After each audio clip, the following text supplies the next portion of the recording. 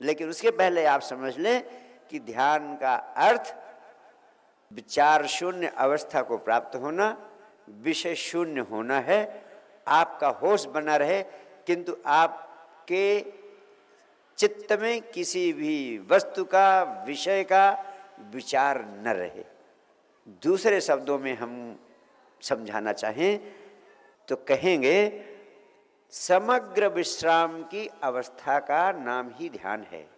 परिपूर्ण विश्राम की अवस्था को प्राप्त कर लेना ध्यान की अवस्था में पहुंच जाना है। Meditation is a state of total relaxation. आप कभी विश्राम में नहीं होते, इसीलिए आप जल्दी मर जाते हैं। हर आदमी 15-20 साल पहले मर रहा है। अगर आप ध्यान का अभ्यास करने लगें, आपकी सबसे पहली उपलब्धि होगी, आपको 15-20 साल की अतिरिक्त आयु उपलब्ध हो जाएगी, अतिरिक्त उम्र उपलब्ध हो जाएगी। आप 15-20 साल और जिएंगे, और जितने साल जिएंगे वो जीवन आपका जीने लायक होगा, आनंद और शांति और मौज से भरा हुआ होगा। और इस संपदा से आप सब वंचित हैं। मेरे प्राण छटपटाते हैं कि ये संपदा प्राप्त करने का एक एक व्यक्ति अधिकारी है, एक एक व्यक्ति प्राप्त कर सकता है, लेकिन दुर्भाग्य है कि आप सब इससे वंचित हो। इसलिए 9 वर्ष महोत्सव के अवसर पर कोई उपदेश न सुनाकर आपको गहन ध्यान में उतरने की विधि देना चाहता हूँ। आपके जीवन में नया रस पैदा हो, आपका भीतरी रसायन बदले, ताकि आपका पूरा पूरा जीवन बदल जाए। आप वही न रह जाएं जो आज के पहले थे। नए साल में 24 घंटे की मौज से भरा हुआ, आनंद से भरा हुआ जीवन आपको प्राप्त हो सके, इसके लिए आपको देना चाहता हूँ सिद्ध सद्गुरु साधना। और इस सिद्ध सद्गुरु साधना का प्राण है ध्यान। और ध्यान का मैंने दूसरा अर्थ बताया, समग्रता से विश्राम की अवस्था में होना, परिपूर्ण विश्राम की अवस्था में होना। विश्राम में होने का अर्थ है जब आप ना तो कुछ शरीर से कर रहे हैं और न ही मन से कुछ कर रहे हैं, उस कुछ ना करने की अवस्था में हो जाना ही ध्यान के अनुभव से गुजर जाना है। तो जो आपको मैं अभ्यास कराऊंगा उसमें आपको ध्यान रखना है कि उस समय आप ना तो शरीर से कुछ कर रहे हैं और ना मन से कुछ कर रहे हैं, यानी कोई सोच विचार नहीं कर रहे हैं। और तीसरी आवश्यकता है, होश में जीना ही ध्यान है। ये भी बहुत सरल तरीका है। जो भी काम करें आप होश पूर्वक करें, बेहोशी में ना करें। जबकि दुर्भाग्य है कि सारी मनुष्यता बेहोशी में जिए जा रही है। ये जितने युद्ध होते हैं, महायुद्ध होते हैं, लड़ाइयाँ होती हैं, देशों के आपसी उपद्रव होते हैं, देश के भीतर तमाम राजनीतिक उपद्रव होते हैं, सामाजिक उपद्रव होते हैं, ये सब सिर्फ इसलिए होते हैं कि हम सब बेहोशी में जी रहे हैं।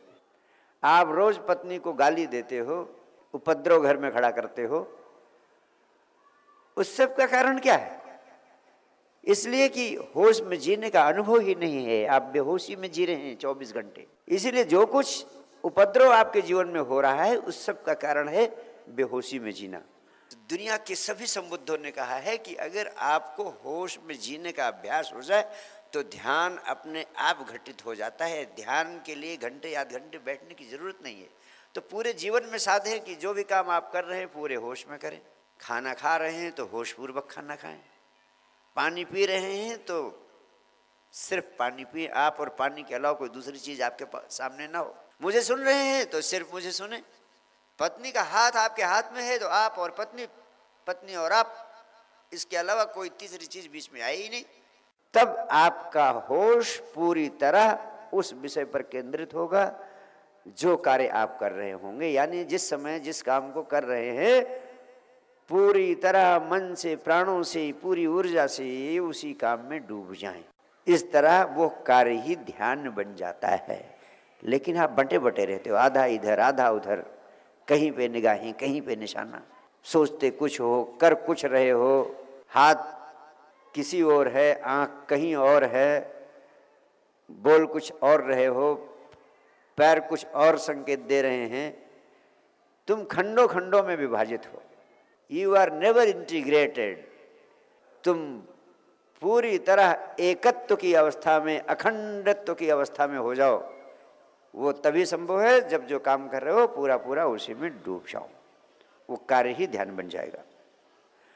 और चौथा सबसे महत्वपूर्ण सत्य ध्यान के संबंध है, वर्तमान में जीना ही ध्यान है। वर्तमान में जीने का अभ्यास करो। जो बीत गया वो जा चुका, मर चुका, और मर चुके को याद करना, डेड बॉडी को घर में रखना है, क्योंकि वो डेड हो गया। अब उसको फिर घर में रखेंगे तो सड़ांध पैदा होगी, इन्फेक्शन होगा, बीमारियां होंगी, तरह तरह की अशांति और उपद्रव होंगे। और जो आया नहीं कल, वो सिर्फ कल्पना है, वो सिर्फ भय है, उसकी सोचना नहीं, उस बारे में उलझना नहीं। वर्तमान का क्षण ही एक क्षण है, उस क्षण में हो जाना ही जीना है। जो उस क्षण में नहीं रहता है वो जिया नहीं, वो जीता नहीं, वो मरा मरा जीता है। क्योंकि उसकी सारी ऊर्जा या तो भूतकाल में लगी है या भविष्य काल की चिंताओं में लगी है। वर्तमान में ऊर्जा है ही नहीं। जब ऊर्जा वर्तमान में नहीं है तो आप तनाव में हो, उदास हो, निराश हो, इसीलिए आपको आनंद का बोध नहीं होता है, आप आनंद से वंचित रह जाते हैं। जब आप वर्तमान में हो जाते हैं, इसका अर्थ है आपकी सारी ऊर्जा जो भूतकाल की चिंताओं में और भविष्य काल के सपनों में खोई हुई थी, वो सारी ऊर्जा भूत और भविष्य से वापस आकर वर्तमान में आपके भीतर प्रवाहित होने लगी है। और जब सारी ऊर्जा वर्तमान में आपके भीतर प्रवाहित होने लगती है तो आपके भीतर ऊर्जा का विस्फोट होता है, अपार आनंद का विस्फोट होता है। उसे ही हम भगवत्ता कहते हैं, उसी को गॉडलीनेस कहते हैं, उसी को हम परम आनंद कहते हैं। जितने संबुद्ध हुए हैं उन सबको यही अनुभव हुआ है कि वे वर्तमान में जीने लगे। मेरे साथ भी कोई और अनुभव नहीं है। मेरे 24 घंटे मौज में होने का सिर्फ एक ही कारण है कि मैं वर्तमान में जीने लगा हूँ। इसका अर्थ नहीं है कि आप भविष्य की योजनाएं न बनाएं। इसका अर्थ ये नहीं है कि अगर आपको 10 तारीख को बॉम्बे जाना है तो उसका टिकट आज ना खरीदें। वर्तमान में जीने का यह अर्थ नहीं है। अगर आपको 10 तारीख को बॉम्बे जाना है तो उसका टिकट खरीदना, आज ही खरीदना, ये आज का काम है, वर्तमान का काम है। लेकिन आज ही ट्रेन में बैठ जाना बंबई वाली, ये फिर भविष्य का काम हो गया। टिकट खरीदना आज का काम है, लेकिन बंबई की ट्रेन में अभी आप बैठ जाएं और जा रहे हैं और सोचने लगे कि कहीं एक्सीडेंट ना हो जाए, कहीं आतंकवादियों ने बम विस्फोट न कर दिया, और ये सोचते सोचते आप बैठे बैठे जहाँ हैं वहीं बेचैन होने लगे। और आपने घर वालों से कहा कि मुझे डर लग रहा है, जाऊं कि ना जाऊं। घर वालों ने कहा अब माहौल ठीक नहीं, जाने का कार्यक्रम ड्रॉप कर दीजिए, छोड़ दीजिए। अब ये आप भविष्य में पहुंचिए। कल जो काम करना है उसकी योजना तैयार करना आज का काम है, वर्तमान का। लेकिन कल के ट्रेन में आज बैठ जाना, ये वर्तमान में जीना नहीं है। और अंतिम बात आपसे कहना चाहता हूं ध्यान के संबंध में। ध्यान का अर्थ है पूरे जीवन में साक्षी हो जाना। दुनिया में ध्यान की 100 से अधिक विधियां हैं, लेकिन इन सैकड़ों विधियों का सार जो सब विधियों में कॉमन है वह है साक्षी भाव। यानी तुम सब काम करते हुए भी साक्षी की भूमिका में आ जाते हो, कर्ता की भूमिका में नहीं। 2 भूमिका होती है आपकी। जो भी काम आप कर रहे हो, या तो आप उसके करने वाले हो, कर्ता बन जाते हो, या आप करने वाले नहीं हो, आप ऐसा भाव करते हो कि अस्तित्व सब कुछ कर रहा है, मैं तो उसका निमित्त मात्र हूँ, मैं तो उसका उपकरण हूँ, मैं तो अस्तित्व का हाथ भर हूँ और अस्तित्व मेरे माध्यम से कर रहा है। मैं सिर्फ दृष्टा हूँ, मैं सिर्फ देखने वाला हूँ, मैं सिर्फ साक्षी हूँ।